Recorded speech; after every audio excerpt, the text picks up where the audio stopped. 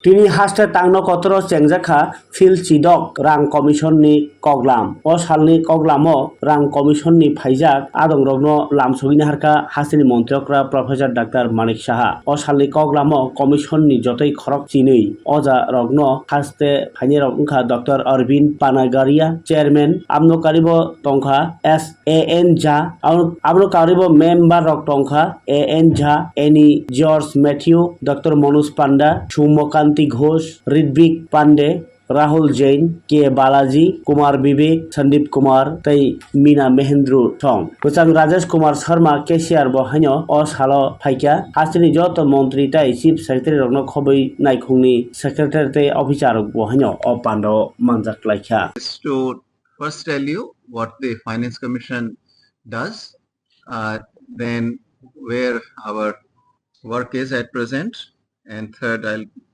speak a little bit briefly about our meeting today with the government of Tripura, led by the Honorable Chief Minister. So just to give you a little background, the Finance Commission's mandate is principally about the division of union revenues between the center and the states, and then dividing the state's share among the 28 states. The way it works is the following: that there are no. I think you are okay with this. Yeah. Okay. There are certain taxes that go directly to the states. For example, state GST, any taxes that the state levies on petroleum and petroleum products, taxes on alcohol. These are the taxes that are levied and collected by the states, and they go directly to the states. There are also certain taxes which go directly to the central government. Not many, but there are a few. One, anything that is due to the union territories goes to the central government's budget already. Then there are certain cesses and surcharges which the central government may levy, and they also go directly to the central government's budget, or what we call the Consolidated Fund of India. There is a large number of remaining taxes, union taxes, including such taxes as the personal income tax, corporate profit tax, custom duties,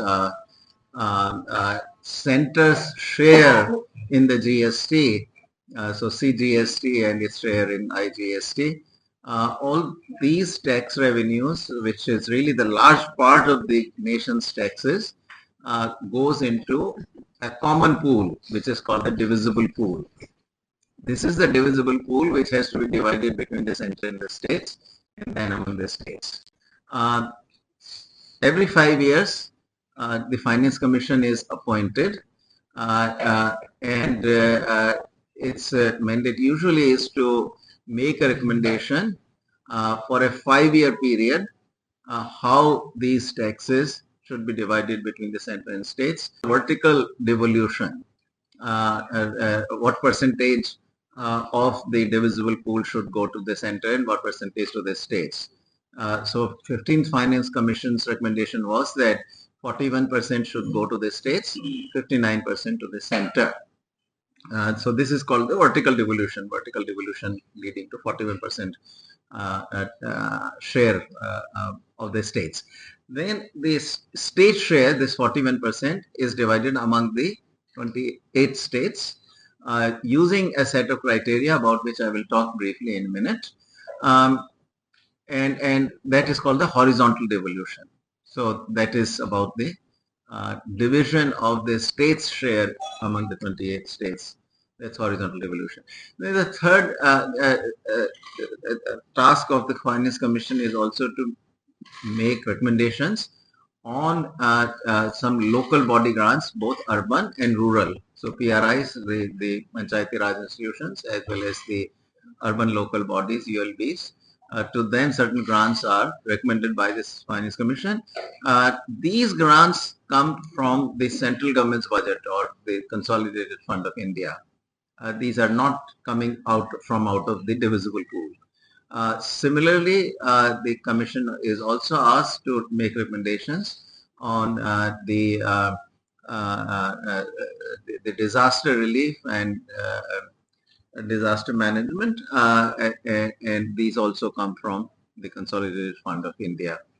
Occasionally, if the Finance Commission sees the need for it, it can also make some state-specific recommendations for some state-specific grants, as well as some sector-specific grants. So these could be for education or health, something like that. So all of the grants basically come from the Consolidated Fund of India. That is where we are now. Now, in terms of the horizontal devolution, that is clearly something that is of the greatest interest to the states.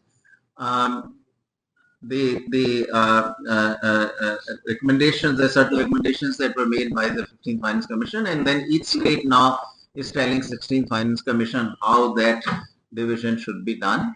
And in a minute, I come to that. But first, a little bit about our own work of the 16th Finance Commission. 16th Finance Commission started its work in mid-February, and one of the very important tasks of the Commission is to consult the stakeholders very widely. This obviously includes very intense consultation with each of the state governments, and the Commission visits each state. We have visited in the past 16 other states, and Tripura is our 17th state. After this, we will have 11 more states to visit. The consultation also includes consultations with all the major ministries of the Government of India. Each of these entities also gives the Commission a memorandum, which includes an analysis of the finances and then its own recommendations, what it would like the Finance Commission to do. So on behalf of the central government, the Finance Ministry will be giving us a memorandum as well. Yes, so generally, you know, most of the states we have visited, practically almost all except maybe one or two, have, this is on your second question, they have asked to raise the share of the states from 41 to 50%. Have we checked what the memorandum said? 50%. 50% also. So Tripura's recommendation also is to raise the state share, vertical share from 41 to 50%. That has been uniformly the sentiment of the states that we have visited so far. There may be one which said 45%, but largely almost all of them, meaning remaining 16, have said 50%. Northeast, you know, both generally the commissions have been aware of the special issues relating to the Northeast. In particular, you know, the fact that the cost of provision of any service is much higher in the Northeast because of the hilly nature. It's not only Northeast, also you got, you know, Himachal Pradesh, for example, Uttarakhand, which are hilly, which have similar kind of characteristics. And the commissions always do pay some attention to that. And one of the things the commissions have done, I mean, in a way, you know, two criteria which have in the past worked favorably for the Northeastern India states is one is the forest. Generally, you know, Northeastern states are dense in forest, and forest has been given a weight. So that generally is one criterion which helps the Northeastern states. And sometimes also on area, what some of the commissions have done is to give a minimum area, you know, because the area wise, for example, even Tripura is very, very small, about maybe 0.5% or 0.7% of the area. So what some commissions have done in the past is to give directly 2%, assign 2% area to any state whose share is less than 2%. So that again also seems to add. So if you look at actually the per capita devolution, generally you will see that per capita devolution to the northeastern states is